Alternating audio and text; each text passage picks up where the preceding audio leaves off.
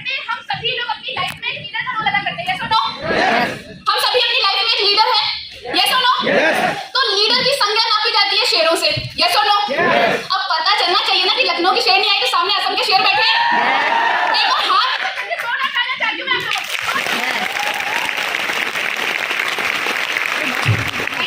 तो जैसा मैंने भी बताया, मेरा नाम पुण्य।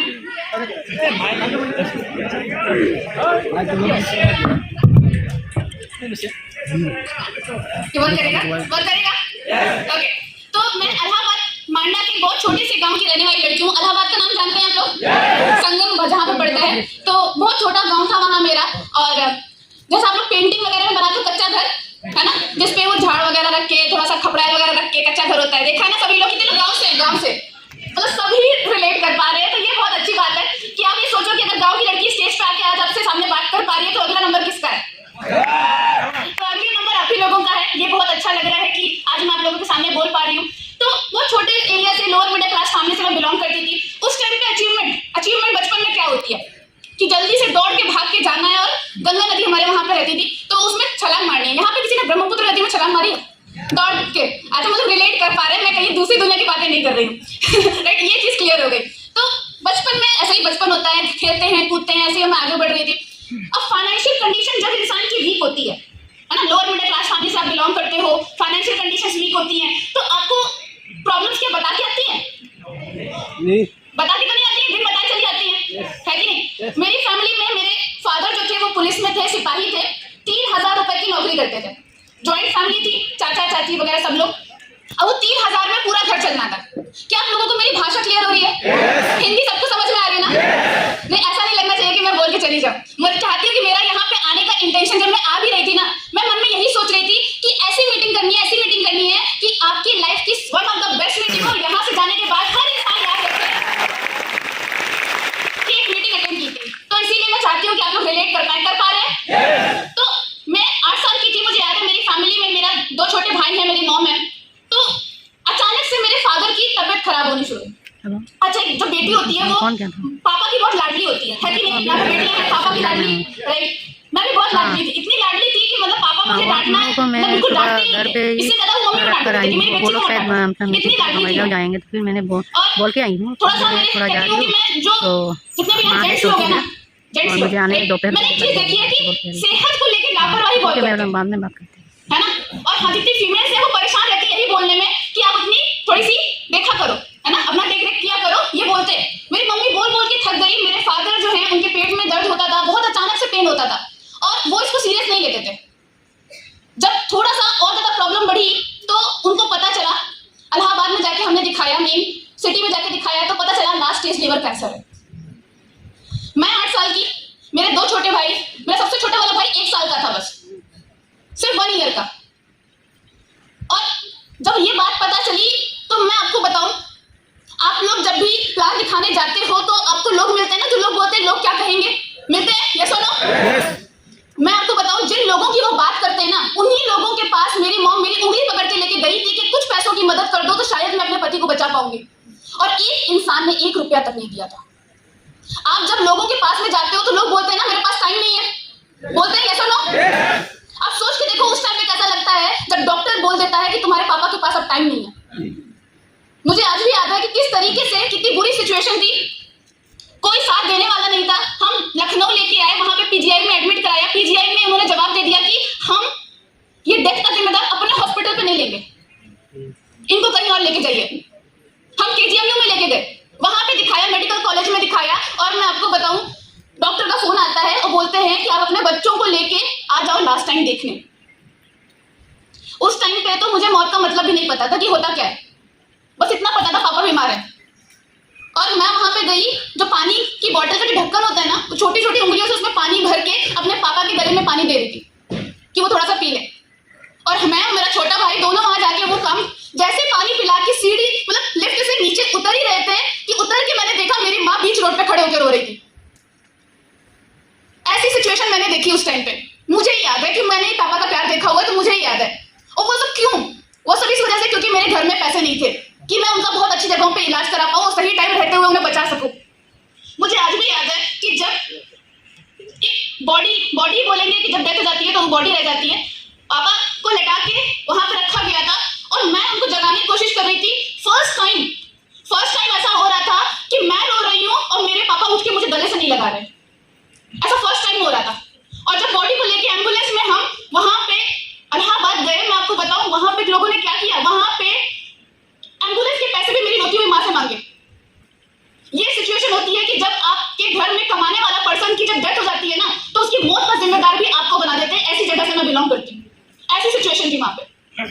अब ऐसी सिचुएशन जब मैंने देखी ना, मैंने कहा यहाँ पे तो नहीं रह पाएंगे, कोई पूछने नहीं आ रहा था। और मैं आपको बताऊं, जितनी मेरी अभी उम्र है ना, उतनी उम्र में मेरे मम्मी थी जब मेरे फादर की डेथ हुई थी। उतनी उम्र में, मतलब कुछ भी नहीं देखा था उन्होंने, कुछ भी नहीं। उस टाइम पे डेथ हुई और नाना ने कहा कि ये ऐसे मैं नहीं देख पाऊंगी। वहां पे कोई पूछ नहीं रहा था। मैं आपको बताऊं, बहुत सारे लोग हैं जो अपने बच्चों से बात बोलते होंगे कि अभी हम हैं तुम्हें देखने के लिए, तुम्हें कुछ करने की जरूरत नहीं। बोलते हैं, सुना होगा आपने। मेरे पापा ने मम्मी से कहा था कि तुमको जॉब करने की जरूरत नहीं, अभी हम हैं तुम्हें देखने के लिए। ये बताना भूल जाते हैं कि जब हम नहीं होंगे देखने के लिए तब तुम्हारा क्या होगा। ऐसी सिचुएशन थी। नाना मुझे लेके, मेरी मम्मी को लेके लखनऊ आए। लखनऊ में आए और मैं ये बात मानती हूँ कि एक मां से ज्यादा शक्तिशाली कोई नहीं होता। या सुनो, जिस टाइम पे शोक मनाने का टाइम था, जिस टाइम पे रोने का टाइम था, जिस टाइम पे इंसान अपने भाग को कोस सकता था, उस टाइम पे मेरी मॉम ने सोचा कि मैं अपने बच्चों को खिलाऊंगी कैसे, पिलाऊंगी कैसे और बढ़ाऊंगी कैसे। और मेरे फादर की पुलिस की नौकरी थी, लेकिन उसको पाने के लिए भी ना उनको ट्रेनिंग करनी पड़ती थी। उनको ट्रेनिंग के लिए जाना था। 2 साल तक वो ट्रेनिंग के लिए गई। और सोचो, 3 बच्चे होने के बावजूद, ऐसे एरिया से बिलोंग करने के बावजूद उन्होंने बुलेट फायरिंग की, हर्डल्स किया, भागा दौड़ी की, स्विमिंग की, वो सारी चीजें की जो पुलिस की नौकरी पाने के लिए करनी पड़ती है। आज लोग बोलते हैं मुझे कि पूर्णिमा तुम इतनी बोल्ड और स्ट्रॉन्ग कैसे हो। मैं एक ही बात बोलती हूँ कि ना कभी मेरी माँ ने हार मानी, ना उनकी बेटी मानेगी। आज जब भी मैं देखती हूँ किस तरीके से मेरी मॉम ने मुझे आगे बढ़ाया, मुझे बहुत इंस्पिरेशन मिलता है। और मैं मानती हूँ कि आप अपनी लाइफ में जब भी कोई ऐसा डिसीजन लेते हो जिससे आप अपनी फैमिली में हार नहीं मानते, तो आप अपनी ही फैमिली के लिए इंस्पिरेशन बन जाते हो। या सुनो, राइट? तो मैंने भी कहा कि ठीक है, अब इसे 2 साल के लिए मेरी मॉम चले गए मुरादाबाद, वहां पर पढ़ाई अपना ट्रेनिंग वगैरह करने के लिए। 2 साल तक हम बिना माँ बाप के। मैं अपने भाई को उस जगह से ही नहीं लेके जाती थी जहां पे आइसक्रीम का ठेला लगाओ, क्योंकि गलती से मेरे भाई ने मांग लिया ना तो बहन दिला नहीं पाएगी। ऐसी सिचुएशन थी। मैं अपने नाना के पास में गई और नाना से पूछा, नाना मैं ऐसा क्या कर सकती हूँ कि जिससे जैसे बाकियों की लाइफ है वैसे मेरी भी लाइफ हो, मुझे भी ये सब चीजें मिले, मेरे भाई को भी वो चीज मिले। तो जैसे सबके पेरेंट्स बोलते हैं, मेरे भी पेरेंट्स ने सेम बात बोली कि अगर तुम पढ़ाई करोगी और टॉप करोगी, अच्छे मार्क्स लाओगी, तो तुम्हें जॉब मिलेगी और तुम्हें ये सब कुछ मिल सकता है जो तुम पाना चाहते हो। यही सबके पेरेंट्स बोलते हैं। या सुनो, सबके पेरेंट्स यही बोलते हैं। या सुनो, मेरे भी पेरेंट्स ने बोला। और मैंने कहा कि अगर यही रास्ता है ना तो मैं डेफिनेटली करके दिखाऊंगी। और 10th क्लास में 96% मैंने मार्क्स स्कोर किया। अब 10th क्लास भी था, 12th क्लास में पढ़ाई की, अबव डिस्टिंक्शन मार्क्स थे। लेकिन जो यूथ का टाइम होता है, ये एज में हर इंसान कुछ नया करना चाहता है। ये सुनो, कितने यूथ मुझे सुन रहे हैं, हैंड रेज करके मुझे बताएं। आप सब भी यूथ ही है सर, आप सब भी यूथ ही है, दिल जवान होना चाहिए। ये सुनो, सब यूथ सुन रहे हैं मुझे यहाँ पे? यस यस वाला यस नहीं है। कितना यूथ है यहाँ पे? Okay, right. तो मैं आपको बताऊं, ये जो टाइम होता है कुछ नया करना होता है। ये सुनो, मैंने भी कहा कि कुछ नया करेंगे, कुछ नाम बनाएंगे। तो मेरी पेंटिंग एंड ड्राइंग बहुत अच्छी थी। तो मेरी मॉम ने कहा, सॉरी मेरे दोस्तों ने कहा कि तुम इतनी अच्छी पेंटिंग, इतनी अच्छी ड्राइंग करती हो, तुम फैशन डिजाइनिंग ट्राई करो। मैंने कहा गुड है। तो मैं फैशन डिजाइनिंग की प्रिपरेशन किया और इंडिया लेवल पे जो फैशन डिजाइनिंग का बेस्ट कॉलेज था, निफ्ट एनआईडी एंड पर्ल, वो मैंने मुंबई ब्रांच से क्वालिफाई किया। मैंने कहा बहुत अच्छा बात है। बहुत खुशी खुशी मैं मम्मी के पास में दौड़ती हुई गई और मैंने कहा मम्मी मेरा सिलेक्शन हो गया। खुशी की बात है। ये सुनो, मैं खुशी खुशी मम्मी के पास में गई, कही मम्मी मेरा सिलेक्शन हो गया। मैंने कहा बहुत अच्छी बात है, माँ क्यों नहीं खुश होगी। मम्मी ने पूछा कि कितनी फीस लगेगी। मैंने कहा मम्मी कम से कम 13 से 15 लाख 4 साल का। मम्मी ने कहा मैं नहीं दिला सकती। ऐसे बहुत सारे पेरेंट्स आपने देखे होंगे, है ना, जो अपने बच्चों को वो नहीं करा पाए जो वो करना चाहते थे। ये सुनो, और दिक्कत तो यही है कि कहीं गलती से हम भी वैसे पेरेंट ना बन जाए, ये समझने की जरूरत है। मेरी मम्मी ने कहा कि देख बेटे को भी पढ़ाना है ना, वो भी है साथ में, उसको भी कॉलेज में भेजना है, और मैं तुम्हारे साथ इतना ज्यादा पैसा तुम्हारे ऊपर नहीं लगा सकती, है ना। माँ ऐसा बोलती है, लेकिन क्या सच्ची में वो ऐसा चाहती है? नहीं। ये माँ का दिल जानता है कि वो किस तरीके से अपने बच्चे को मना करती है, लेकिन वो डिपेंडेंट होती है। पहले शादी से पहले हर लड़की क्या होती है, अपने पिता के ऊपर डिपेंडेंट, फिर पति के ऊपर डिपेंडेंट, फिर बच्चों के ऊपर डिपेंडेंट। मुझे ये डिपेंडेंसी को खत्म करना था। मैं ये आसपास के माहौल से क्या आप सीखते हो ना, ये भी बहुत इंपॉर्टेंट होता है। या तो आप उससे निकलने के बारे में सोचते हो या उसी में रहना सीख जाते हो, और मुझे निकलना सीखना था।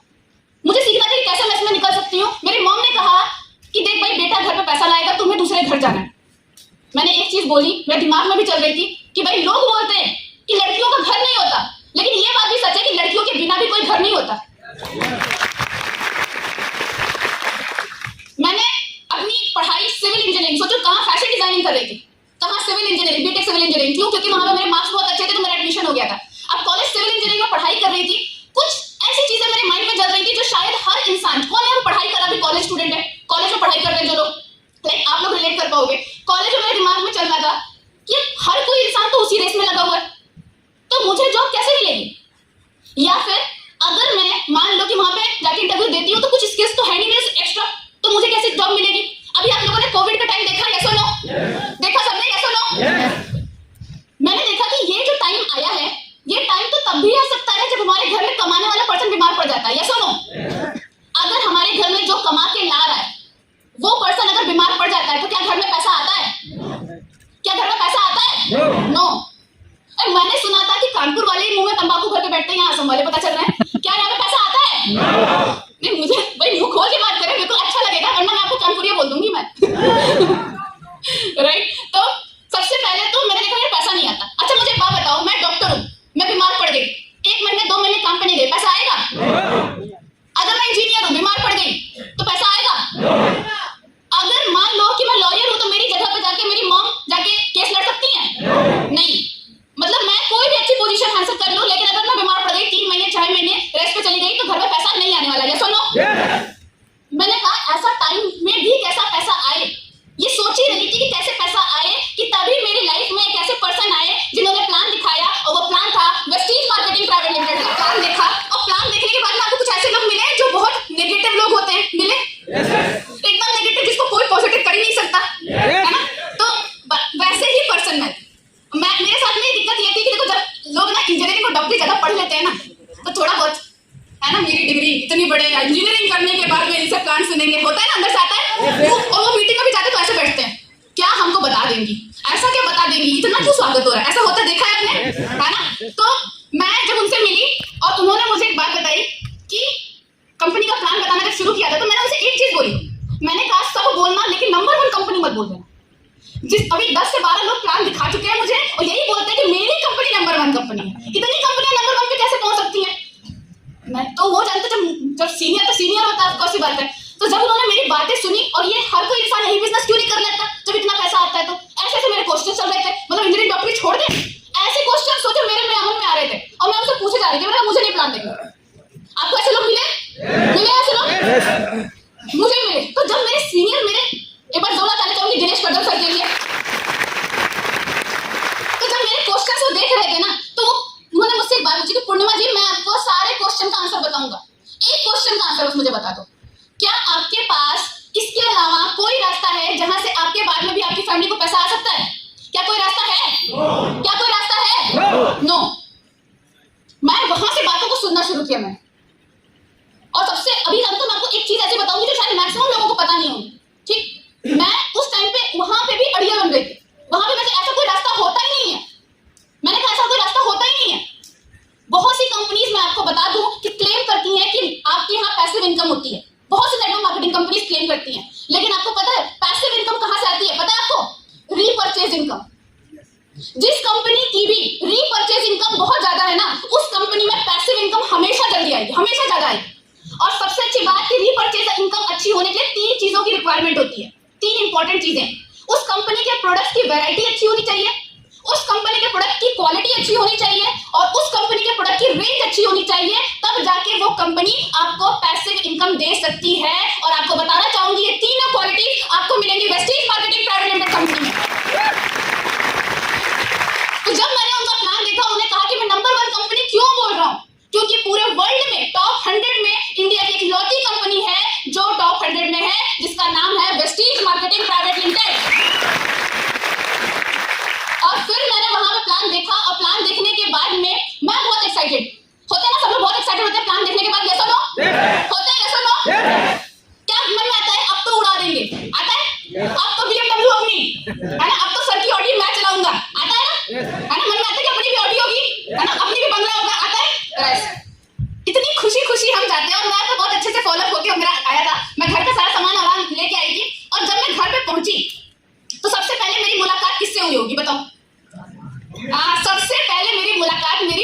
से हुई, राइट। अब वो देख रही है ये लड़की स्कूल में कॉलेज में पढ़ने वाली, ये आज तक एक साबुन घर पे खरीद के नहीं ले आई, अचानक से ये घर का राशन लेके आई है, ये अचंभा कैसे हो गया। और जैसे उन्होंने देखा और उनको, अब मुझे तो बताया नहीं गया था कि आप सही तरीके से सीख के फिर अपनी फैमिली को बताना, तो मैं तो क्या किया, 2 मिनट में अपनी सारी स्टोरी बता दी। मम्मी कंपनी होती है, यहाँ पैसे सामान लेना होता है और उससे पैसे आएंगे, ये आएंगे वो आएंगे। आपको क्या लगता है मेरी मम्मी ने सुना होगा, नहीं समझा होगा, नहीं कहा होगा ये बेटा ले 3000 रुपए ले जा सिमरन ज्यादा जी अपनी जिंदगी, ऐसा हुआ होगा? नहीं। ऐसा हुआ होगा बताओ? नहीं। तो जब ऐसा नहीं हुआ होगा तो आपके साथ कैसे हो सकता है कि नहीं? जब मेरे साथ नहीं हुआ तो आपके साथ कैसे हो सकता है? नहीं हो सकता, राइट। मेरी मम्मी ने सीधे एक बात बताओ, मेरी मम्मी आज के टाइम पे मैं आपको बताऊं पुलिस इंस्पेक्टर है, ठीक है। तो पुलिस इंस्पेक्टर की खास बात ये होती है कि भाई इतनी ज्यादा शक होता है इनके दिमाग में कि रात में लेट पहुंचो तो मुंह में मशीन डाल के चेक करती है राइट। तो उन्होंने कहा कि देखो भाई, एक जो अधिकारी की लड़की है ना वो अधिकारी बनेगी, कोई तेज साबुन शैम्पू का बिजनेस नहीं करेगी, दुकान जो तुमने खोली है ना तुरंत लेके बाहर निकल जाओ, तुरंत निकल जाओ, मान लेंगे बेटी नहीं है, ऐसे बोल दिया मेरे को। एक चीज मेरे दिमाग में चल रही थी, बहुत सारे लोगों के दिमाग में चलती है, कर किसके लिए रहे हैं? मम्मी के लिए। कर किसके लिए रहे? पापा के लिए। जब पापा को नहीं पसंद, हस्बैंड को नहीं पसंद, मम्मी को नहीं पसंद तो क्यों करो? लेकिन मेरे दिमाग में क्या चल रहा है, नाना ने कहा कि जो मैं नहीं कर पाया अपने बच्चों को कराऊंगा, और नाना मेरे डिप्टी एसपी। मेरी मम्मी ने कहा जो मैं नहीं कर पाई अपने बच्चों को कराऊंगी क्योंकि मेरी पढ़ाई थोड़ी सी कम हो गई। तो मैंने कहा अगर मैं भी गवर्नमेंट जॉब कर रही हूँ, मैं भी इतना सब कुछ कर रही हूँ, मैं भी पढ़ाई कर रही हूँ, मैं भी अपने बच्चों को खिला पिला रही हूँ, सब कुछ कर रही हूँ, लेकिन क्या ये गारंटी है कि मैं उनकी सारी चीजें पूरी कर पाऊंगी? जब वो नहीं कर पाए तो मतलब मुझे कुछ एक्स्ट्रा करना पड़ेगा, राइट। अगर मुझे अपने घर की दशा को बदलना है तो दिशा को तो बदलना पड़ेगा। तो फिर मैंने काम करना शुरू किया। ये आपको इलाहाबाद दिख रहा होगा, ये जो गांव की छोरी आपको साइड में दिख रही है खड़ी हुई, ये मैं हूँ, राइट। तो ये मेरा घर है इलाहाबाद में, मेरा विलेज। एंड एक बार जोरदार तालियां चाहिए मेरे पेरेंट्स के लिए। तो यस, जब मैंने स्टार्ट किया और प्लान दिखाना शुरू किया, बीइंग अ गर्ल बहुत सारे चैलेंजेस थे, राइट। बहुत सारे चैलेंजेस बोल रही हूँ क्योंकि प्रॉब्लम्स नहीं बोल सकती, प्रॉब्लम्स ना उसको बोलती है जिसके हाथ पर नहीं होते, जिसके पेरेंट्स नहीं होते, जिनके वो ड्रीम्स पूरे कर सकते हैं, अदरवाइज एवरीथिंग इज चैलेंज। बहुत सारे चैलेंज आए सुबह से। पहले तो हमारा कॉलेज का टाइम फिक्स था। अच्छा, बहुत सारे आपको लोग मिले होंगे जो बोलते हैं मेरे पास टाइम नहीं है, बोलते हैं बोलते हैं टाइम नहीं है। मैं आपको बताऊं मेरा शेड्यूल, सुबह मॉर्निंग में उठ के घर के लिए खाना बनाना है, खाना बनाने के बाद कॉलेज जाना है, कॉलेज जाने के बाद में 1 घंटा आपको रेस्ट मिल सकता है, उसके बाद में आपको 4 घंटे ट्यूशन पढ़ाना है। अब मुझे बताओ क्या इसमें टाइम है? क्या मेरे पास टाइम है? लेकिन जहाँ चाह है वहां करने वाले को कोई रोक नहीं सकता, और जो करना नहीं चाहता उसको कोई करा नहीं सकता। देखो ना, तो चैलेंजेस आए। सबसे पहले सेफ्टी इश्यूज चैलेंज आ रहा था। मेरी मम्मी को यकीन ही नहीं था कि भाई अपनी लड़की अपने आप को संभाल सकती है बाहर जाके, ठीक है। तो बहुत सारी जगहों पे अलग अलग तरीके के लोग, आज बचपन से ही सिखाया जाता है कि स्ट्रेंजर से दूर रखें, ये सुनो। और लेकिन लाइफ में बड़े चेंजेस हमेशा स्ट्रेंजर से लेके आ जाते हैं, ये सुनो, राइट। सेफ्टी इश्यूज थे, फाइनेंशियल कंडीशंस वीक थी, क्योंकि सिर्फ 100 रुपए, मुश्किल से 100 रुपए मुझे मिलते थे, वो भी इसलिए कि थोड़ा सा लड़की है बाहर जा रही है तो कुछ दिक्कत हो जाएगी तो कम से कम जेब में होने चाहिए। फाइनेंशियल इश्यूज थे, फैमिली रिस्ट्रिक्शंस थी, कितने बजे घर आना है तो आना है, और इसके साथ साथ में बहुत सारी दिक्कतें। लेकिन ये सारे चैलेंजेस होने के बावजूद मैंने कैसे काम किया, जानना चाहते हो? पक्का जानना चाहते हैं? लेकिन जानना नहीं, इसको करके भी दिखाना, करोगे? तो सबसे पहले मैंने क्या किया, एक शेड्यूल बनाया। एक पूर्णिमा डॉक्टर की सलाह मानोगे? या सुनो, पक्का मानोगे? तो मुंह में तंबाकू खा के बैठे कुछ लोग, तो पक्का मानोगे? राइट। तो मैंने एक शेड्यूल बनाया कि मैक्सिमम दिक्कत होती है कम्युनिकेशन की प्रॉब्लम से। तो खाना खाने से पहले अप लाइन को कॉल करना है, और खाना खाने के बाद डाउन लाइन को कॉल करना है, तीनों टाइम। कभी कम्युनिकेशन की दिक्कत नहीं आएगी और कभी आपका काम नहीं छूटेगा। मान सकते हैं? खाना खाने के पहले किसको कॉल करना है? किसको कॉल करना है?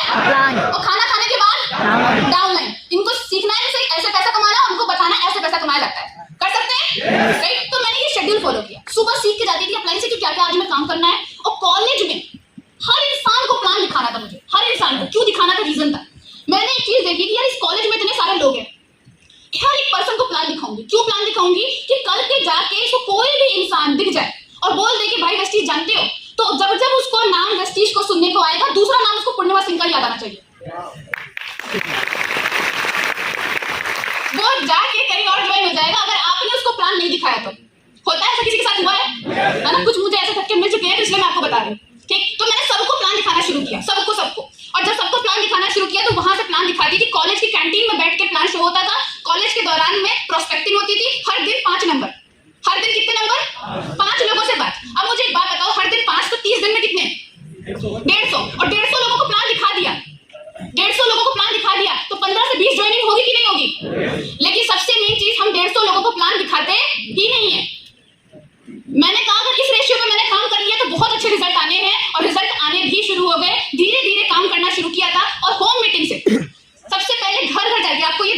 पिक्चर दिख रही होगी, ठीक है, ये 2 बजे की पिक्चर है, रात में बस से वापस आ रही हूँ और नीचे जमीन पे बैठ के अलग अलग जगहों पे प्लान्स दिखाए। इतना मानना था कि छोटे छोटे स्टेज से ही बड़े स्टेज तक का रास्ता मिलता है।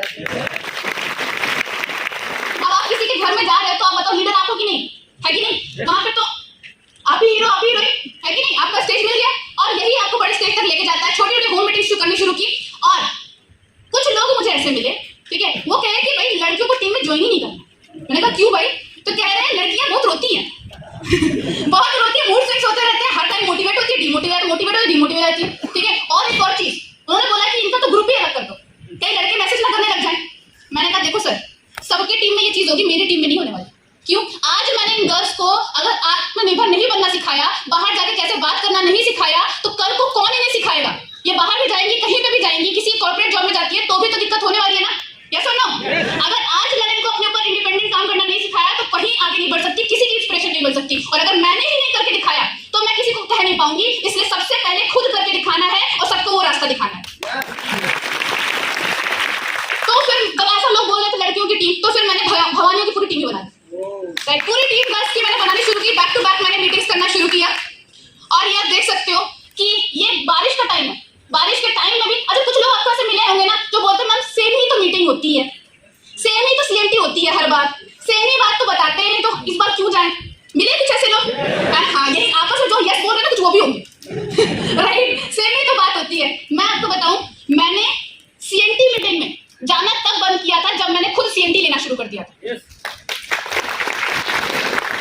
हर संडे में मेरी सीएमटी मीटिंग, मैंने कहा कि भाई अगर घर किसको चाहिए, घर किसको चाहिए, आवाज ही नहीं आ रही तो चाहिए नहीं, घर किसको चाहिए, पैसा किसको चाहिए, इनकम किसको चाहिए, गाड़ी किसको चाहिए, तो काम कौन करेगा?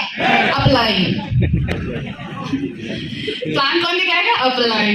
मीटिंग में कौन जाएगा? अपलाइन। सुबह कॉल करके मीटिंग का याद कौन दिलाएगा? अपलाइन, है ना? जैसे मतलब इस तरीके से मैंने देखा, मैंने कहा कि भाई पैसा चाहिए किसकी जेब में?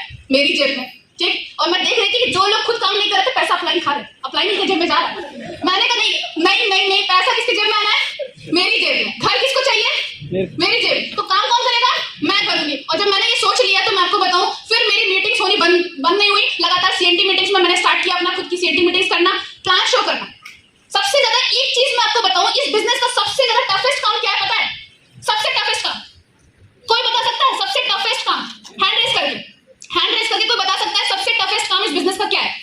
हाँ, यस प्लीज, यस। प्लान दिखाना सबसे टफेस्ट काम है। और कोई बता सकता है? यस, बताएं प्लीज। प्लान शो करना, अच्छा। और कोई बताए? और कोई? Yes yes sir please. पैसा निकालना बहुत ज्यादा। एक बार जोरदार तालियां सभी लोगों के लिए। इतनी भीड़ में इन लोगों ने हैंड रेस किया कि हिम्मत पहले देता है स्टेज पे। यही लोग आगे चल के स्टेज पे आते हैं, तो बस जोरदार तालियां होनी चाहिए। मैं आपको बताऊं, इस बिजनेस का सबसे टफेस्ट काम अगर ये होता तो कोई कर ही नहीं पाता जल्दी, है कि नहीं? लेकिन लोग कर रहे हैं। तो इस बिजनेस का सबसे टफेस्ट काम क्या है? एक ऐसी इंसान की बात मानना नहीं, बात मानते रहना जो इंसान ना आपके फादर है, ना आपके मदर है और ना आपके बॉस है। और वो कौन है? अपलाइन। एक एक्टिव ग्रोइंग अपलाइन की बात मानना नहीं, मानते रहना इस बिजनेस का सबसे टफेस्ट काम। और जो इंसान ये काम कर लिया, जिस इंसान ने ये काम कर डाला, उसकी लाइफ जिंदा डाला। तो ये काम हुआ। और इसके बाद मैं आपको बताना चाहूंगी कि कुछ लोगों ने बोला कि मैम सब कुछ तो बहुत अच्छा है, सब कुछ बहुत अच्छा है, लेकिन फीमेल्स ट्रैवल नहीं कर पाती हैं, इस वजह से वो उतने ऊपर नहीं पहुंच पाती। मैंने थैंक यू सो मच कि आपने मुझे ये बात बताई, थैंक यू सो मच। बताइए, आज तो सब कुछ हो जाएगा, आज गुब्बारे फूट जाएंगे, आज लाइट गिर जाएगी, आज सब कुछ बवंडर आने वाला है, राइट? तो आपको सारे लोगों ने बोला ट्रैवल नहीं कर सकते, तो मैंने क्या किया, मैंने कहा अब मुझे मार्ग पता चल गया है कि कैसे आगे बढ़ना है। तो मैंने पहले 60 किलोमीटर में एरिया में प्लान दिखाना शुरू किया। सुबह जाती थी, शाम को आती थी, वहां पर प्लान दिखाना शुरू किया। 100 किलोमीटर का एरिया, 200 किलोमीटर का एरिया कवर करना शुरू किया। फिर मैंने अपने एरिया से दिल्ली जाना शुरू किया। और ऐसे करते करते मुझे याद है कि दिल्ली में जब मैं गई थी, पीजी में रुकी थी, और मेरी मम्मी को ये बात पता नहीं थी, ज्यादा क्लियर नहीं थी कि पैसा कंपनी नहीं देती है, पैसा खुद से लगाना पड़ता है ना? तो मैं आपको बताऊं, किसी तरीके से अरेंजमेंट करके मैं वहां पे दिल्ली में गई, पीजी में रुकी थी। और कई बार ऐसा हुआ था कि खाने तक के पैसे नहीं थे, बंगला साहिब पे बैठ के मैंने खाना खाया था। ये सिचुएशन थी। मुंबई में जब प्लान दिखाने गई थी तो वहां पे लोकल ट्रेन्स में ट्रैवल किया। और कुछ लोग ऐसे बोलते हैं ना कि सर आज वहां पे इतनी टीम हो गई है, चलिए सपोर्ट कर दीजिए, और जब तक 10 की टीम नहीं हो जाएगी नहीं जाएंगे। मैं आपको बताऊं, मैं लखनऊ से गुजरात 3 लोगों को सपोर्ट करने गई थी और आज 150 की टीम लीड करती हूँ गुजरात में, 150 की टीम। वो भी 2 दिन ट्रेन में सफर करके। तो कभी भी आप ये चीज देखना कि अगर आपको आगे बढ़ना है ना तो आपको ही कदम आगे बढ़ाने पड़ेंगे। और जिन लोगों ने बोला ट्रैवल नहीं कर सकती, मैं आपको बताऊं आज इंडिया में ऐसा कोई कोना नहीं है जहां मेरी टीम नहीं है। आज मैक्सिमम स्टेट्स में आज मैं टीम बना चुकी हूँ और ये आप देख सकते हो बड़ी बड़ी मीटिंग्स वगैरह में जाके वहां पे प्लान शो किए हैं, बड़ी बड़ी टीम लीड कर पा रहे हो। बस जोरदार तालियां दीजिए सिद्धार्थ के लिए, बस जोरदार तालियां। और एक बार जोरदार तालियां दीजिए हमारी कंपनी की मैनेजमेंट के लिए, एक बार जोरदार तालियां के लिए। आप एक चीज नोटिस कर पा रहे होंगे, मैंने यहाँ पे लिखा है गाइडिंग लाइट, दिख रहा है आपको? गाइडिंग लाइट दिख रहा है लिखा हुआ? क्या मैंने यहाँ पे लिखा है सपोर्टिंग लाइट? सपोर्ट है ना। कुछ लोग आपको मिले होंगे, सर हमको सपोर्ट नहीं मिल रहा। मिले सर हमको सपोर्ट नहीं मिल रहा, यहाँ सपोर्ट नहीं मिल रहा, वहां सपोर्ट नहीं मिला। मिले हैं कि नहीं मिले? यस और नो? जो काम कर रहा होगा उसको मिले होंगे। मिले हैं कि नहीं? यस और नो?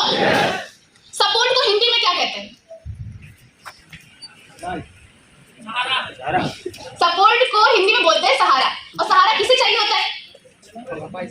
सहारा किसे चाहिए होता है? अपाहिज को। क्या हम अपाहिज है? क्या हम अपाहिज है? नो। तो क्या हमें सपोर्ट चाहिए? क्या हमें सपोर्ट चाहिए? नो। हमें सिर्फ गाइडेंस चाहिए। आप बता दो क्या करना है, कैसे करना है, करेंगे हम। कर सकते हैं? तो आपसे किसी को सपोर्ट तो नहीं चाहिए? Only guidance. सिर्फ गाइडेंस से मैंने काम करना शुरू किया था और आज टीम बना पा रही हूँ। और सबसे अच्छी बात, यस अब बात कर लेते हैं रोकड़े की, मैम कमाती कितना हूँ। राइट। तो जब मैंने वेरी फर्स्ट टाइम जब बिजनेस को ऑफ किया था तो मेरे फर्स्ट मंथ की जो इनकम थी वो इनकम थी 139 रुपए। 139 रुपए जब मैंने कमाया तो आपको क्या लगा होगा? बहुत खुशी आई होगी मेरे घर में। और सबसे ज्यादा खुश तो मैं आपको बता दूं खुशियां आई थी, लेकिन किसके मुंह पे? मेरे शुभ चिंतकों के मुंह पे, है कि नहीं? मेरे दोस्त इतने खुश थे कि पूर्णिमा 139 रुपए 139 रुपए के लिए तुम इतना दौड़ भाग कर रही थी, इतनी जगह प्लान कर रही थी, बताओ। और मेरी मम्मी कह रही है इसके लिए तुम अपना पूरा बार खराब कर लो, शादी कैसे होगी? तुम्हारी दुकान में सामान लेने जाते हो ना, उतना तो मुझे कैशबैक आता है। भाई एटीट्यूड में कमी नहीं होनी चाहिए। झुकाने वाले बहुत मिलेंगे, आपको झुकना नहीं है। यस और नो? राइट। 139 रुपए का चेक था। काम को सीखना शुरू किया सही तरीके से। मैंने एक चीज देखी कि भाई जाके सिर्फ और सिर्फ मीटिंग में बैठ नहीं जाना है। एक आते मीटिंग अटेंड करने वाले आए हैं, मीटिंग शादी अटेंड की जाती है ना, अटेंड शादी को अटेंड किया कि नहीं किया? यस और नो? शादी अटेंड करने वाले आते हैं यहाँ पे कि मीटिंग को क्या करना है, अटेंड। और जब मैं मीटिंग में आती थी आपको पता मैं क्या करती थी? डायरी खोल के ये लिखती थी कि अपना बात कैसे कर रहे हैं, मीटिंग ले कैसे रहे, इनके बोलने का तरीका किस तरीके से, क्या बात बोल रहे हैं जो यहाँ से जाने के बाद मैं इतने लोगों को बताऊंगी। और जब मैंने ये चीज लिखनी शुरू की ना तो मैंने इसको अप्लाई करनी शुरू की। इस तरीके से प्लान दिखाना शुरू किया, इस तरीके से बात करना शुरू किया। कोशिश की कि मैं वही बोलूं जो मेरे क्लाइंट्स बोलते हैं। और जब मैंने लिख के ये काम करना शुरू किया मेरा चेक बढ़ना शुरू हुआ। 139 से 200 रुपए, 600 रुपए, 900 रुपए, 2000 रुपए। और कॉलेज में पढ़ाई करते करते कॉलेज के 7 सेमेस्टर में जो मैं पैसा कमा रही थी वो थी 16,000 रुपए। कम है पैसे? कम पैसे ये कॉलेज में पढ़ाई करते करते कम पैसे नहीं ना? आपको चाहिए? राइट। तो सबसे पहले जब ये आना शुरू हुआ ना तो मुझे एक हिम्मत आई। और जब मैंने इसको, अच्छा मुझे एक बात बताओ, जो ये काम जो आप सीखते हो एक बार करने में जितना टाइम लगता है दोबारा करने में भी उतना ही टाइम लगता है? उतना ही टाइम लगता है? नो। एक बार 16,000 की इनकम आई और फिर मुझे समझ में आया काम कैसे करना है। अगले ही महीने की इनकम 24,000 रुपए। 16,000 का पे आउट था, अगले ही महीने का पे आउट है 24,000, अगले ही महीने का पे आउट 29,000, अगले ही महीने का पे आउट 32,000 और अगले ही महीने का पे आउट 45,000। क्या किसी नॉर्मल जॉब में 5 महीने के अंदर 16,000 से 45,000 पहुंच सकते हैं? पहुंच सकते हैं? नो। लेकिन यहाँ पे आप अपना चेक खुद लिख सकते हो, खुद अपने हाथों से लिख सकते हो कि मुझे अगर घर में जरूरत पड़ गई 1 लाख की ना तो किसी के सामने मांगना नहीं पड़ेगा, खुद काम करके मैं निकाल सकता हूँ। और जब मैंने इस तरीके से काम करना शुरू किया तो आज के टाइम पे जो मैं हाईएस्ट पे आउट ले रही हूँ वो है 3,59,000।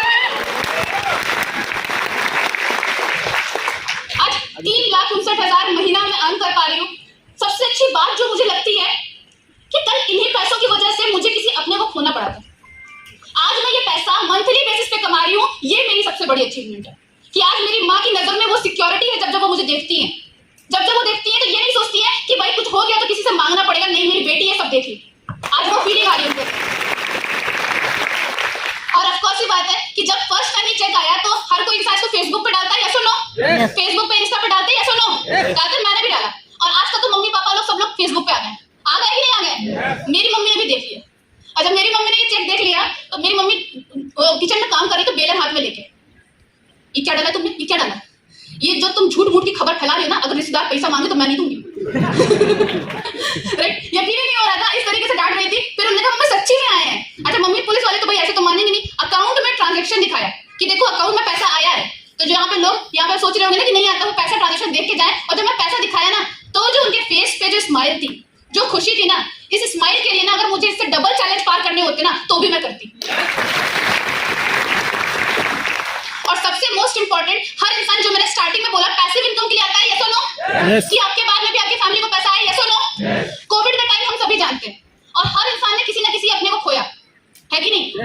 मेरे फैमिली में मेरे दो लोग बहुत करीब थे, एक मेरे फादर और एक मेरे मामा, जिनके साथ मैं बचपन से रही हूँ। वो मेरे बेस्ट फ्रेंड की तरह थे। कोविड के टाइम पे उनकी तबीयत खराब हुई और मैं उस टाइम पे गोवा में लीव में थी, तो मुझे पता नहीं, उन्होंने बताया तक नहीं कि उनकी तबीयत खराब है। जब मैं आई तो वो बहुत ही ज्यादा लास्ट स्टेज पे पहुंच चुके थे और मैं जितना पैसा दे पाई, जितना मैं कर पाई उनके लिए किया, लेकिन मैं उन्हें बचा नहीं पाई। 2 महीने तक मैं डिस्टर्ब थी, 2 महीने तक। और जो 2 महीने तक डिस्टर्ब थी, मैं आपको बताना चाहूंगी कि उस टाइम पे वेस्टीज मेरे साथ क्या कर रही थी। ये जो आप मेरा चेक देख रहे हो जुलाई का 2018 का 200 अराउंड में मेरी इनकम है, और जब नेक्स्ट जुलाई 2019 में 45,000 की इनकम है। और जब कोविड आया, फर्स्ट लहर, उस टाइम पे 2,37,000 का मेरा चेक था। और कोविड की फर्स्ट लहर में जहां पे लोगों के बिजनेस बंद हो रहे थे, उस टाइम पे वेस्टीज ने जो मुझे पे आउट दिया था वो 2,57,000 का था। और जिस टाइम पे कोविड की सेकेंड लहर आई, जिसमें मैंने अपने मामा को खोया, 2 महीने डिस्टर्ब रही, उसमें मैं काम बिल्कुल नहीं कर पाई। और उस टाइम पे भी वेस्टीज ने जो मुझे पे आउट दिया उस महीने, वो पे आउट था 2,56,000। क्या ये सिक्योरिटी आपको चाहिए? पक्का चाहिए? लेकिन ये सिक्योरिटी के लिए काम करना होगा। करना चाहेंगे? अच्छे से, सही तरीके से। तो आज की ट्रेनिंग जरूर अटेंड कीजिएगा। आज की ट्रेनिंग में एक एक चीज लिखिएगा कि कैसे, किस तरीके से आप काम करोगे। और अपनी टीम को जब आप सिखाते हो ना, तो सिखाने के भी तरीके अलग अलग होते हैं। अगर आपने वो तरीका इस्तेमाल किया जिससे आप बहुत अच्छी तरीके से बता पाओगे ना, तो आपकी टीम भी जल्दी आपको छोड़ के नहीं जाएगी। सीखेंगे? पक्का सीखेंगे? तो ये कोविड का जो 6 महीने था जिसमें लोगों ने अपने बिजनेस को खोए, मैं आपको बताऊं सिर्फ 6 महीने में जो मेरा पे आउट वेस्टीज से था, वो पे आउट था 11,79,000 रुपए। एंड यस, ऑफ कोर्स ये बात है कि जैसे मैंने ज्वाइन किया था, ज्वाइन करने के 1.5 साल के अंदर में ही एज अ वेस्टीज ने मुझे youth icon as a represent किया। तो ये मेरे लिए बहुत ज्यादा अच्छी बात मुझे लगती है कि मैं गर्ल यूथ आइकन यंगेस्ट में बन पाई। आज अलग अलग टीम से मैं रिकॉग्निशन मिलती है। और यस, आज एक बार जोरदार ताली दें सुमांशु गौर सर के लिए, जोरदार ताली चाहूंगी मैं। आज टीम में जैसे जैसे आप आगे बढ़ने लगते हो, आपकी कुछ ऐसे लोगों से आपकी मुलाकात होती है जो अपनी लाइफ में एक सही कंपनी छांट रहे हैं, एक सही कंपनी में आगे बढ़ना चाहते हैं, लेकिन उनको एक सही लीडर की तलाश होती है। यस और नो? अगर आपके अंदर वो काबिलियत देखेंगे तो डेफिनेटली वो आपके साथ में स्टार्ट करेंगे। यस और नो? लेकिन अगर आपने अपनी बातों को बहुत इमेच्योरिटी से रिप्रेजेंट किया, तो क्या वो